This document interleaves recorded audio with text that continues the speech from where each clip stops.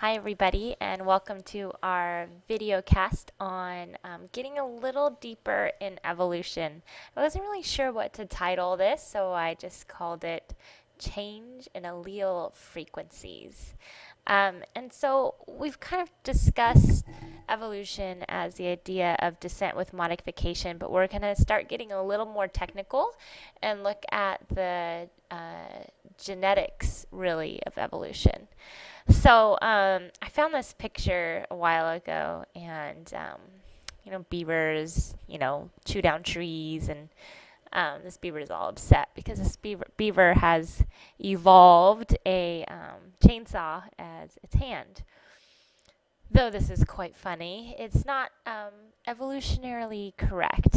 So, what I want to talk with you guys about is just exactly how change does come within species and how new species arise from new species in a few different instances where this can happen. Now, we know that biology is messy, right? It's not one reactant plus another reactant equaling a perfect product, right? There's a lot of different things going on. You've got selection between mates. You've got selections from the natural world.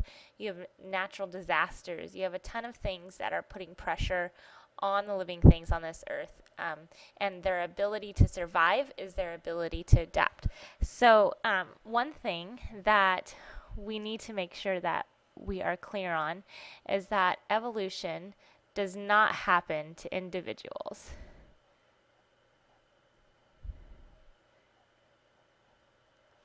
Let me change my color and do a big wah.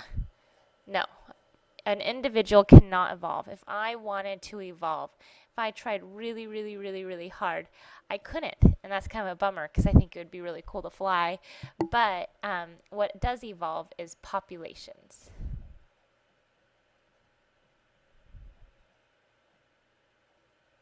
Populations evolve. Okay, so not individuals, populations. More specifically, evolution is a change in allele frequency. Now, we're going to have to do a little bit of explanation on what exactly this means before we move forward because we haven't had our genetics unit yet. So, we're going to take a look at what this word allele is, and because we're going to be referring to it a lot. So, evolution is, yes, it's descent with modification, but more specifically, it's change in the allele frequency of a population over time. So, before we head on, I am going to push the pause button. This is my pause button. And we're going to push it, and we're going to say pause, and we're going to do a quick review of what an allele is. Now, if you remember this, you're awesome. So, I don't know if you guys have seen this. Big A, little a. Um, this is kind of a simplified idea of the whole one gene, two allele breakdown of Mendelian genetics. Okay, Mendel. When we study genetics, we'll do a whole section on Mendelian genetics. So that's the idea. Is that you have? Let's change colors here. You have a gene, and that gene is made up of two alleles. So the whole gene is the two alleles, and the two alleles are these little guys. So big A, little a. Now it can be different combinations. It could be big A, little a. This is what's called heterozygous. If it was big A, it would be homozygous dominant. And if it was little a, it'd be homozygous recessive. Hopefully those words are ringing a bell. So I'm going to make up a gene, and I'm going to use just a really cool gene that I would like to have one day. Hopefully the teacher population will evolve it, and that's to be able to dispense coffee out of your thumb. So a coffee thumb. That would be my superhero power if I had one.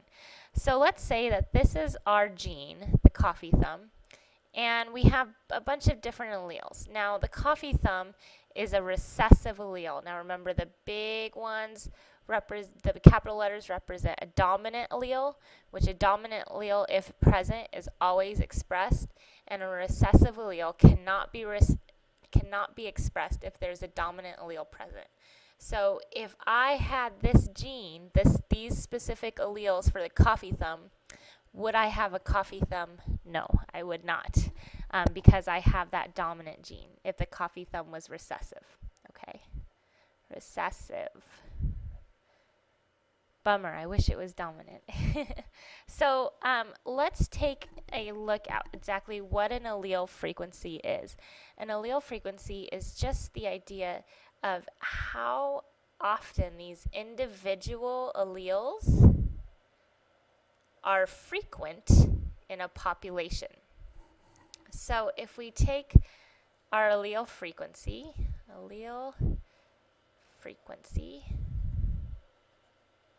I'm getting better at writing, it's usually expressed as a percent. So if I took, let's say our population is 4 people. Now that's a very, very small population, but we're dealing in hypothetics here. So let's say I have one person that is a carrier of the coffee thumb gene. And I have a bunch of people, my 3 others are not carriers. A carrier means that you don't actually express the gene, so this person would not have the coffee thumb, but they are a carrier for it, meaning they have the genetic information. If the dominant allele isn't there, then it could be expressed. So these would be the genes, right? Oops, my gene is green. So these would be all of the genes. So person 1, person 2, person 3, person 4. These 3 would be homozygous dominant for coffee thumb, and this one would be a heterozygous for coffee thumb. Now, when we look at allele frequencies, we actually want to split up these alleles right here. So out of 4 people, 1 gene, you actually have 8 different alleles, okay? So if 1 of our alleles is recessive, is the coffee thumb gene, out of 8, our allele frequency is going to be about 12.5%. Okay, so the frequency of the coffee thumb allele is 12.5% in our very small population here.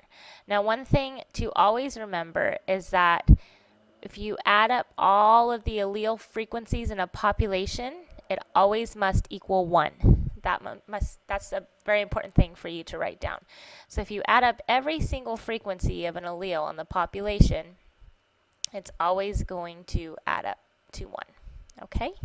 So now that we've had that little refresh, let's move forward and talk about how these alleles, how we can observe these alleles and look for evolutionary change. So these are the Lake Malawi cichlids. And what happens in when we're talking about the term descent with modification, is that one parent generation might give rise to a offspring generation that is just a tiny bit different than them genetically. It could be random. It could be natural selection pushing on a certain trait. It could be sexual selection pushing on a certain trait. But in that transition, sometimes from generation to generation, I'm just going to put generation squared. You get that? Shorthand. From generation to generation, depending on different pressures, some alleles, so I'm going to say alleles can be, they could be lost, right? They could be totally removed from the gene pool, or they can be more pronounced or more prevalent in the gene pool. So they could become, I'm going to say, they could have an increased allele frequency. Okay. So, and that ultimately can give rise to a new species, or a species that looks very different from the ancestral species, or cause kind of a a branching effect in there. So one fish carries all of the genetic, we call this the ancestral species.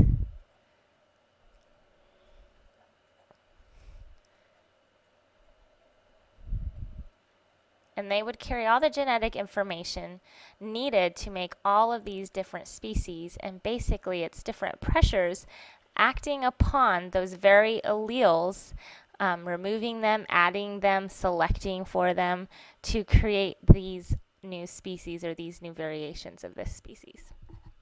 So, over many, many, many different generations, we have new species arrive. So, let's take a look at my notes here. Let's take a look at the idea. This is a pretty general concept called genetic drift. Okay. So I have a simple image here. Here's some beetles, and you can see that they have, these represent alleles. So there's a green allele and a brown allele. And if you look closely, what allele is dominant? So this is for color. So a beetle with a green allele and a brown allele is showing brown color. So we can assume that brown is dominant. So here's our first generation. We have, here, let me put that would be the dominant. The green would be recessive. So our first generation right here has 75% green and 25% brown. These are alleles.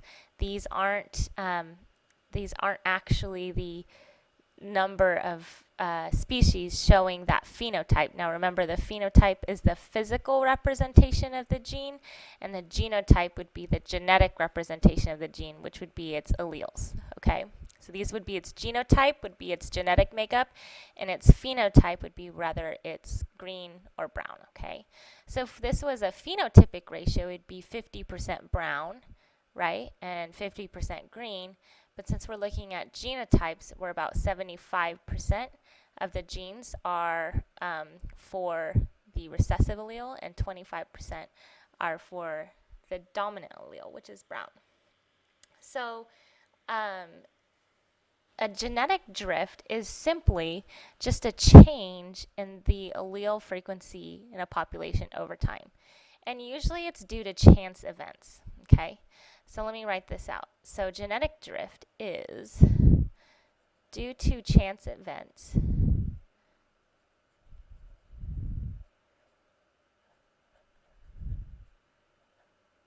dot dot dot dot a population can experience a change in allele frequencies.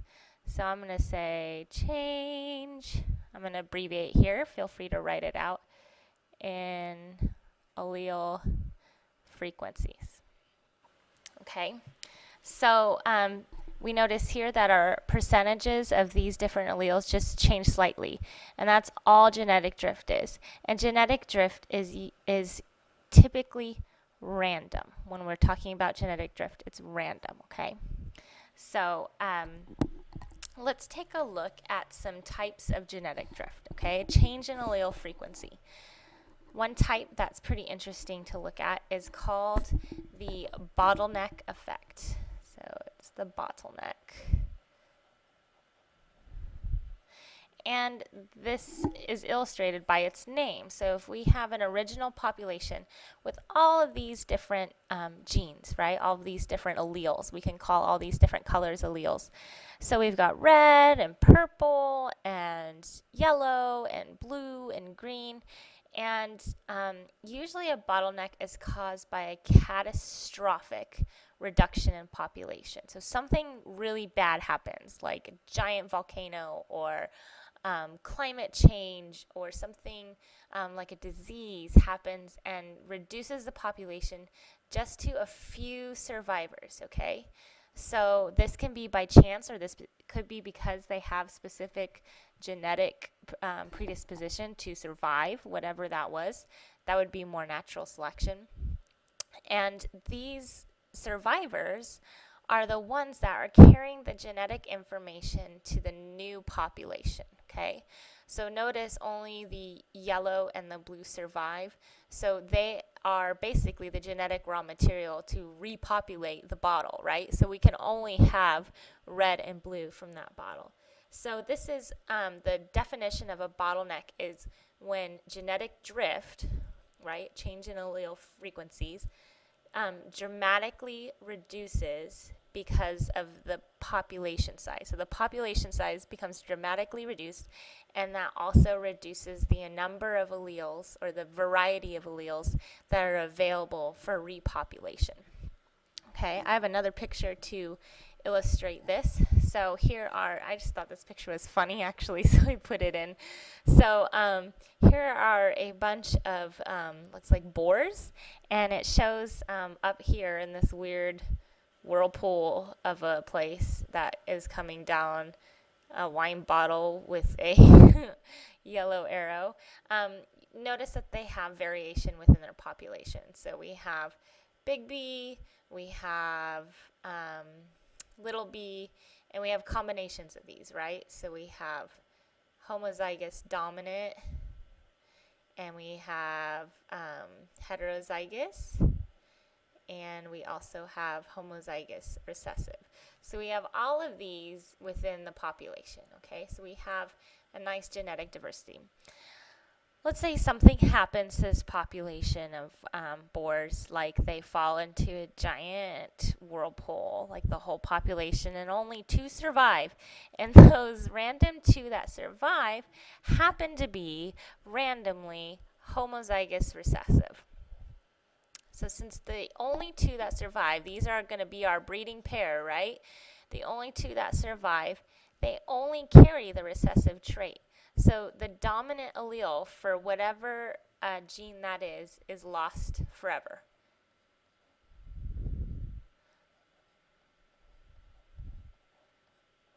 So the dominant allele is completely eradicated from the population because the new parents of the next generation are not going to have that allele within their genetic makeup. There's actually a theory that humans went through a bottleneck. And I just want to talk about that for a second. So,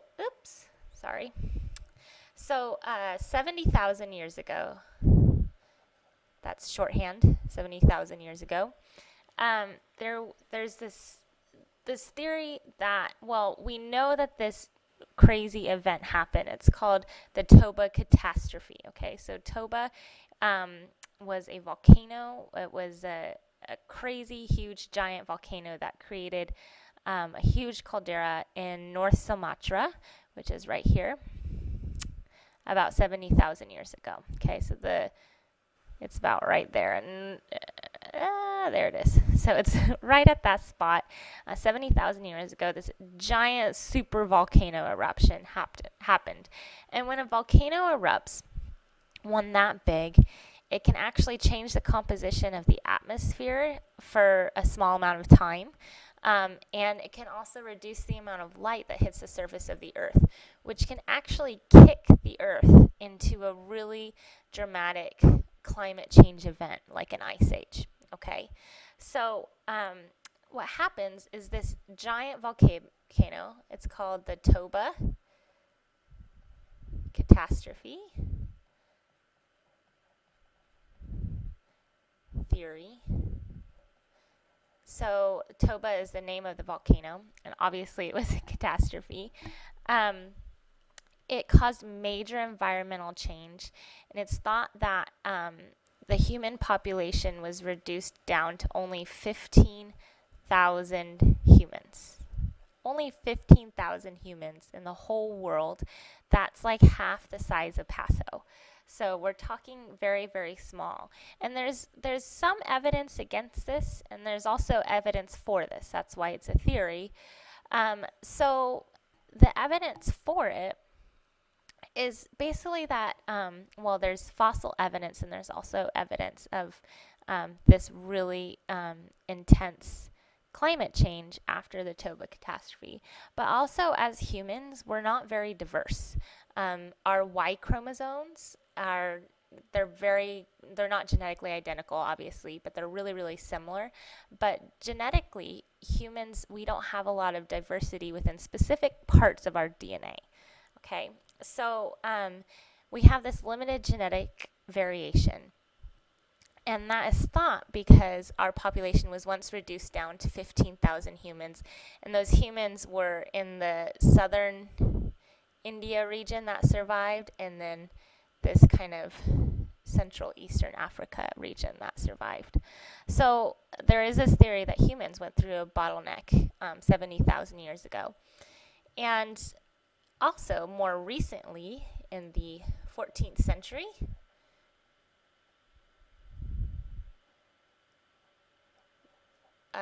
the world, and more specifically Europe, went through a pretty big population bottleneck, the Black Death, or the bubonic plague, or the Black Plague. Okay, so the Black Plague was actually, it's actually thought that it decreased the population of Europe between 30% and 60%. And recent studies have actually showed that it's somewhere closer to 60. We're looking at like probably 50% is what scientists are projecting, historians are projecting, that the population dwindled in Europe. And what's crazy is at the time, this was in about 1348 to 1348 to 1350. At the time, world population was 450 million approximately, and during those 2 years it decreased 100 million, which is about 20%, which is crazy. So I'm going to actually come back to this whole bottleneck at a later slide, but a 30 to 60% decrease in a population and a 20% decrease in world population is pretty intense, and is thought to cause a genetic bottleneck within Europeans. Next, I'd like to talk about something called gene flow. Now, obviously, we're not going to talk about genes flowing in the wind, but I thought that was cute. So let's say you have two ponds. So here's my pond, and they're kind of right next to each other. Okay, and in the pond, of course, there's fishies, and they're really evolutionary advanced fishies, as you can tell. There's their gills. Gill, gill, gill. Okay, so you have a species of fishies. These are all the same species, okay? So obviously fish can't walk on water. So the fish in this pond of that species, we'll call them, let's just say they're goldfish for simplicity's sake, okay? So these goldfish are able to interbreed with each other, right? So they have all of the genetic material that they're going to have is found within their pond. And same with these fishies here. So this is pond A and this is pond B. Well, let's say we're lucky and we get some rain and we still have our two ponds, but this one, pond B, is a little higher elevation, so we get a little stream connecting the two. Okay, and here's the direction of flow. So the fishies in this pond right here are actually probably not going to have the easiest time getting to pond B, but the fishies from this pond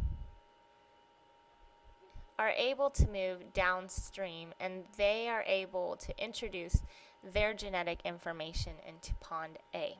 Okay, so this is gene flow, not gene, but gene flow is a change in allele frequencies. So remember, everything we're talking about here is just changing allele frequencies, things that can change them. As genes from one population, so in this case population B, are incorporated into another population. This is also known as migration. Humans do this, right? So I have friends that have moved to London and married somebody from India. So this is a more common word for this is migration, but the idea is that genes are able to flow from one population to another and thus introducing new alleles or more variation into that population. Okay, so the last thing I want to talk about is mutations. Oh no, sorry about that. Let me go down. So unprofessional. Oh, I did it again. My goodness. Well, no, this will be a good quick review for you. Okay, so mutations. So we've been kind of talking about things that change the allele frequency.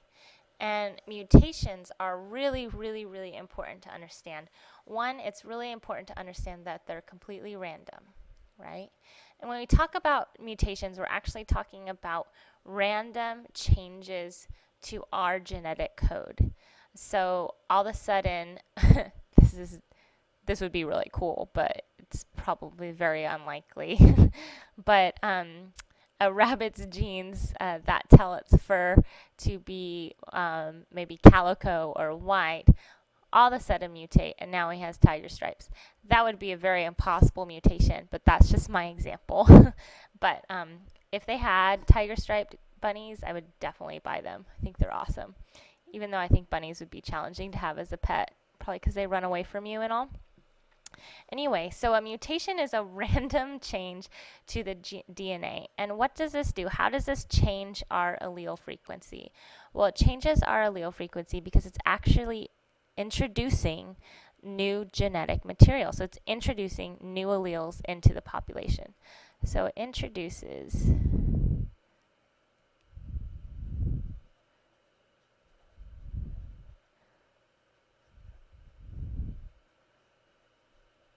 and in the silly example of the tiger stripe bunny, now all of a sudden there is an allele in the population for tiger stripes. So obviously, one mutation on its own isn't going to do much, especially if it's a recessive mutation.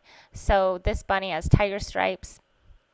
It might just be a fluke event if it interbreeds with another bunny that doesn't. Most likely, it's not going to be passed on. However, if you have multiple mutations within a population, that new allele can become more prevalent, especially if it's being selected upon sexually or by natural selection. So, once again, all of these things gene flow, bottleneck effect, mutations, they're all leading to a change in allele frequency. And this over time can result in speciation or the forming of new species. And that concludes our podcast for the day. I hope you've enjoyed it and I'll see you soon. Bye.